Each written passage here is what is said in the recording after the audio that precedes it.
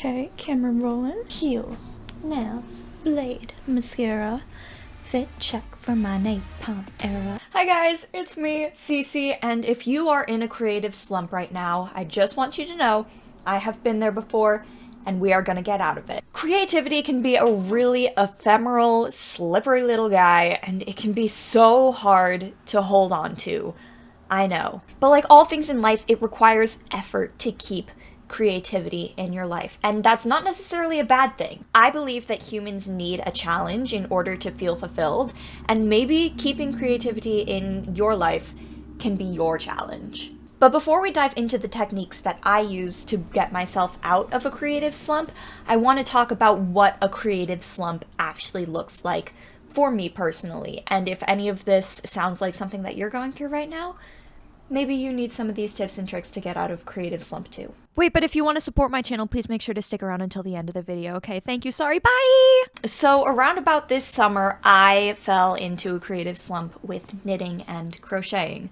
A lot of you who have been on my channel for a while will probably know that I am an avid knitter and crocheter. But around about last summer, which was like 8-ish months ago at this point, I want to say, I was looking at all of my projects. Over here are all of my projects on the floor that you cannot see. And I realized that I was dragging my feet to do all of these, which is not how it's supposed to be. Creativity is supposed to be a fire and a creation that comes from a spark of inspiration. And if you are dragging your feet to do something that is supposed to be enjoyable for you, something's wrong. But there I was, sitting, staring at my work in progress pile, not being able to bring myself to feel any sort of motivation to actually complete these projects. And this is where I think that a lot of productivity YouTubers that you might be watching get it wrong.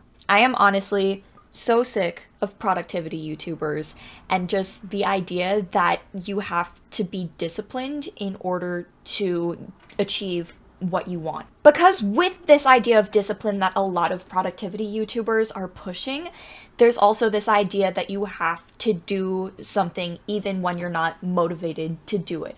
When I think that it is the exact opposite. If you are trying to do something and it doesn't have to get done right now and you're not motivated to do it, don't do it. Especially if you aren't motivated to do something that you would usually enjoy doing. That is literally, if you look at the diagnoses of depression, that is like top of the list. So if you're feeling that way, it's probably a sign that you need rest. And I know it can feel really scary walking away from something that you are supposed to be passionate about.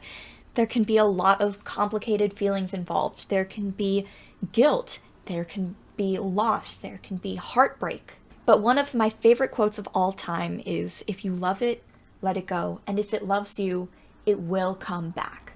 So, now that you are on this break from what you are trying to do, how can we fully utilize this break to regain your creative spark? And to answer this question, I have an exercise for all of you to do at home. To start, I want you all to go and get something that you can write in or on, whether that's your notes app on your phone, a sticky note, a piece of paper, some incredible stationery, a pen, a pencil, a fountain pen. Whatever is calling to you, go and grab it. I'll wait.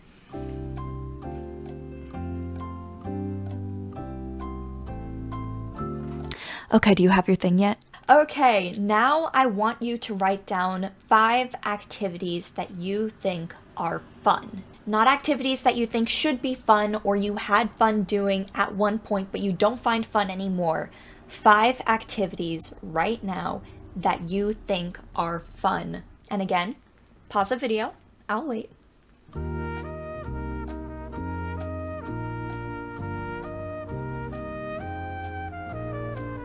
Okay, how are we doing? Finally, I want you to look through this list and write down the last time that you can recall doing these activities.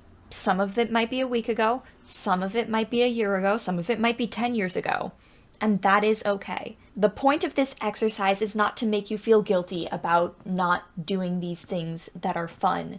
It's about getting you to understand what you enjoy and what could be lacking in your life. And this exercise is actually from the book The Artist's Way by Julia Cameron. And if you have like really lost your creative spark, I highly encourage you to go and grab a copy of that, or at least look up the exercises in that book and just pick out a few of them to do in your own time. Now, if you're looking at these activities and you're comparing them to what you actually do in your day-to-day life and you're thinking, wow, my life looks really sad and lacking in fun right now.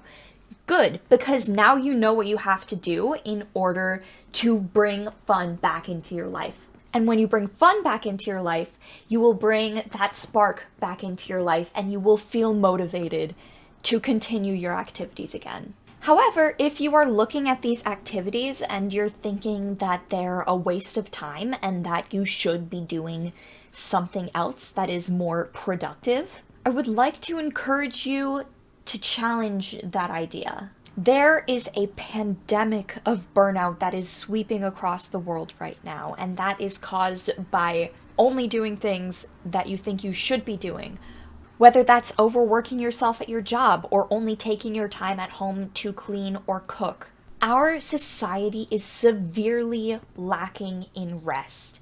And I made a whole other video about this. It should be linked somewhere around here or down there if you want to get more into that.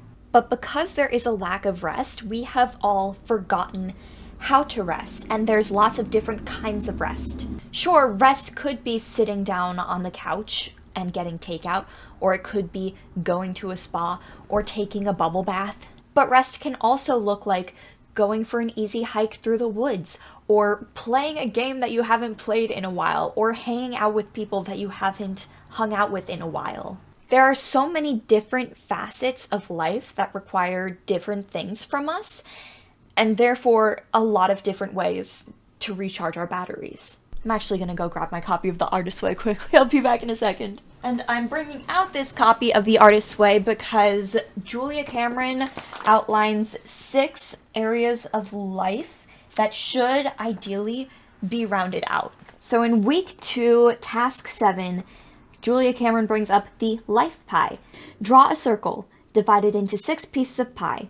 Label one piece spirituality, another exercise, another play, and so on with work, friends, and romance/adventure. Place a dot in each slice at the degree to which you are fulfilled in that area. Outer rim indicates great, inner circle, not so great. Connect the dots. This will show you where you are lopsided. Now, this is great and all for balancing out your life regularly, but what does this have to do with getting your creative spark back? Well, my philosophy of getting your creative spark back and what really helped me to get my creative spark back is combating burnout.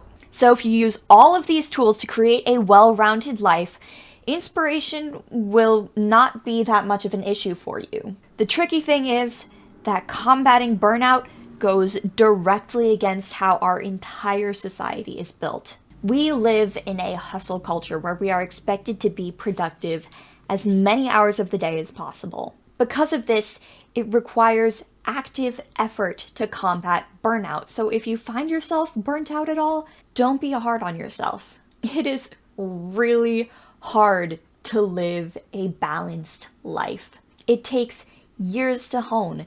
You will slip up. You will have times when your life is more balanced. There will be times when your life can't be balanced because some things might need to take priority. And that is all okay. My mom told me this really good analogy a while ago of life and growth looking like a staircase, how there will be plateaus that are easier and you'll think, wow, things are really great right now. Things are really easy. And then you'll hit the next stair and it'll be really tough and you'll have a hard time growing, but eventually you will reach the top and you'll get to another plateau. All this is to say that growth and happiness is not a linear process. There will be ups and downs and it'll be really hard, but please take a deep breath.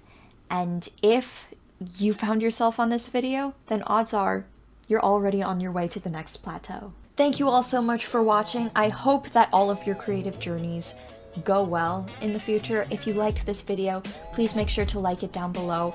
Comment some other tips and tricks that have helped you to regain your creative spark, and subscribe for more cozy, chaotic, creative content from my lovely face. And I will see you in the next video.